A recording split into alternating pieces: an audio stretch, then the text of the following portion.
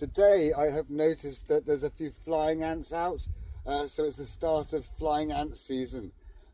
Every year for a few days usually, sometimes a bit longer, you get the flying ants, which are the prince and princess ants. They're going to fly off, they find a mate, and then they build a new anthill. So for about 3 days you get these horrible flying ants everywhere, and sometimes they bite, and then there's all these big soldier ants to protect them. Most of them get eaten by the birds, and there's like a massive feast for the birds. You often get loads of birds all flying around just gorging on flying ants. But for those 3 days that you get flying ants is kind of annoying, and you're constantly like swatting them off and watching where you tread.